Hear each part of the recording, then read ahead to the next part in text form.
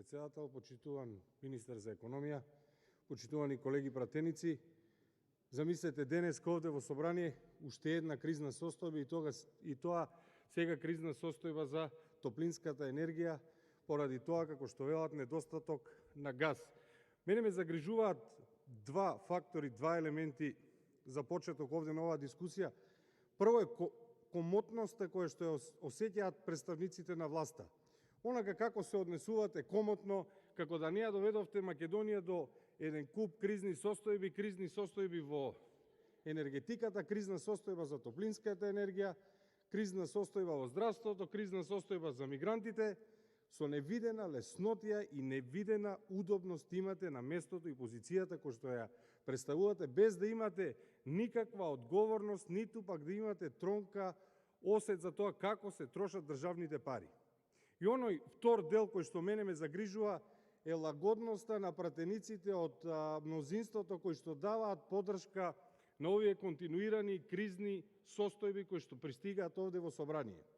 Затоа што еве за јавноста да и биде јасно, кризната состојба за топлинската енергија, исто онака како и кризната состојба во електроенергетскиот сектор, служат единствено за да се алоцираат државни пари и државни средства за крпење на проблем кој што самите тие го создадоа. Што правиме ние со кризната состојба? Со кризната состојба и се даваат одврзани раце на владата на Република Македонија да ги трошат парите по свое собствено убедување, без притоа да има никаков отчет за тоа што го прават овде во собрание. Кога се донесуваше буџетот овде во собрание, наместо да имавме преглед за тоа каде ќе завршат народните пари, видовме дека беше донесена и прогласена кризна состојба во енергетиката, со што до денес практично 170 милиони евра до сега владата ги префрли на АД електростопанство. Тоа се државни пари. И со оваа кризна состојба повторно ќе се префрлаат пари затоа што тие истите луѓе кои што не ставија и кои што не доведоа во оваа ситуација, сега тие истите луѓе имаат дискрециони права да ги трошат народните пари. Само за илустрација да го видиме правно како изгледа документот, односно кој е текот кој што не доведе до овој предлог на кризна состојба во собрание. Ако ги погледнете материјалите кои што се пристигнати од влада на Република Македонија овде во собрание, ќе видите дека владата на 10 февруари го разгледа записникот на Управувачкиот комитет за управување и со систем со кризи кои што одржале состанок на 8 февруари и утврдиле потреба да се прогласи кризна состојба. Дали јавноста знае како е одржан овој состанок? На Zoom платформата. Дали знае кој е раководител на Управувачкиот комитет за унапредување? Оливер Спасовски. Дали знаат кои се членовите? Значи, покрај Оливер Спасовски, таму е Благој Бочварски, Славјанка Петровска, Бујар Османи. И на предлог на Оливер Спасовски, на Благој Бочварски, на Славјанка, на Бујар Османи, поддржано од министерот за економија Крешник Бектеши, собранието повторно се откажува од правото да има надзор каде се трошат парите, па во следниот период повторно ќе прогласуваме кризна состојба, со што се продолжува една одлука за постојање на кризна состојба која што брои 6 членови. 6 членови. Во кој што ние од текот на парите видовме само дека парите кои што владата има намера да ги префрли на АД Електрани на Македонија се обезбедуваат од парите предвидени за COVID-19 кризата. Ние толку знаеме. Понатаму ние немаме воопшто представа за како ќе течат и како ќе се трошат парите. Впрочем, доказ за ова е што овие одлуки за кризни состојби кои што воопшто и не смеат да траат повеќе од 30 денови, или ако се продолжуваат, не може да стане збор за продолжување од 6 месеци како кај електроенергетската криза и овде имаме до крајот на април. Меѓутоа,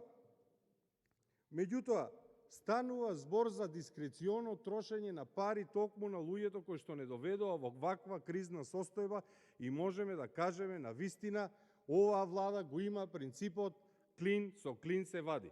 Упорно и истите луѓе кои што не доведува во кризна состојба, сега оставаме и истите луѓе да не вадат од таа кризна состојба што е апсолутен нонсенс. И погледнете, одлуката стигнува до Комисија за одбрана и безбедност. Па дајте да ја објасниме на јавноста каква врска имаат цените на природниот газ и неодговорноста. Каква врска имаат со Комисијата за одбрана и безбедност? Па ние имавме и овде ги презентиравме. Инфлацијата во Македонија започнува пред инфлацијата во еврозоната. Инфлацијата во Македонија според индексот на Народна банка е 6,7% и ги надмина предвидувањата кои што вие овде ги проектиравте со буџетот кога го предлагавте буџетот за 2022. Знаете зошто? Поради тројното поскапување на струјата, кое што за година и пол 3 пати поскапи, тоа на регулираниот пазар. Јули 2020, јуни 2021 и на почетокот на 2022. Што направи Министерството за економија и почитуваниот господин Крешник Бектеши? На 14.12 Македонија ги замрзна цените на основните прехранбени продукти, меѓу кои цената на оризот. Со што ги погоди само земјоделците од Кочанско, затоа што оризот е на иста или пониска цена од минатата година. Додека Бугарија ја замрзна не на истиот ден, на 16.12 Бугарија ја замрзна цената на парното, на струјата и на водата, Македонија со Министерството за економија ја замрзна само цената на оризот и на јајцата и на основните прехранбени продукти, а за дел од нив беше предоцна. Исто како што е предоцна и за кризата за која што реагираме сега. Навреме беше притиснат алармот за недостаток на електрична енергија, не реагираше. Министерот сам кажа дека тоа е теза која што е измислила опозицијата и измислиле новинарите. Опозицијата навреме алармираше дека нема да може да се набавува газ.